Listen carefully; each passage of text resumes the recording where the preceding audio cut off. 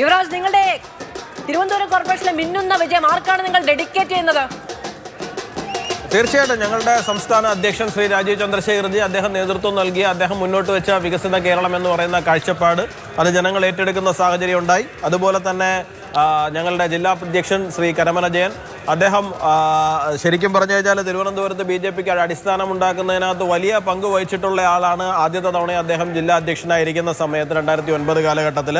അതോടൊപ്പം തന്നെ ഏറ്റവും അധികം എടുത്തു പറയേണ്ടുന്ന ഒരു കാര്യമുണ്ട്. തിരുവനന്തപുരം നഗരസഭ എന്ന് പറയുന്നത് കാലാകാലങ്ങളായിട്ട് ഭാരതീയ ജനതാ പാർട്ടിയെ സംബന്ധിച്ചിടത്തോളം ഞങ്ങൾ ഒന്നാം സ്ഥാനത്ത് നിൽക്കുന്നത് തന്നെയാണ്. ഇപ്പോൾ 2019 ശ്രീ കുമ്മനം രാജശേഖരൻ പാർലമെന്റിൽ മത്സരിക്കുമ്പോൾ, 2014 ലോര ജോബാൽജി മത്സരിക്കുമ്പോൾ, 2024 രാജീവ് ചന്ദ്രശേഖർജി മത്സരിക്കുമ്പോൾ അത് 70 സീറ്റ് കിടക്കുന്ന സാഹചര്യം ഉണ്ടായി. അപ്പോൾ ആ തരത്തിലൊക്കെ ഞങ്ങൾക്ക് വളരെ ബേസ് ഉള്ളതാണ്.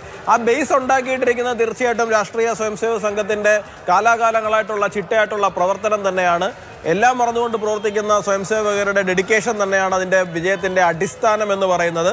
എന്തായാലും 100ാം വർഷം രാഷ്ട്രീയ സ്വയംസേവക സംഘം ആഘോഷിക്കുന്ന ഈ സമയത്ത് തിരുവനന്തപുരം നഗരസഭ ഞങ്ങളിങ്ങ് എടുക്കുകയാണ്. അത് തീർച്ചയായിട്ടും ആ ഡെഡിക്കേഷൻ എങ്ങോട്ടാണ് പോകുന്നത് നിങ്ങൾക്ക് ഊഹിക്കാമല്ലോ.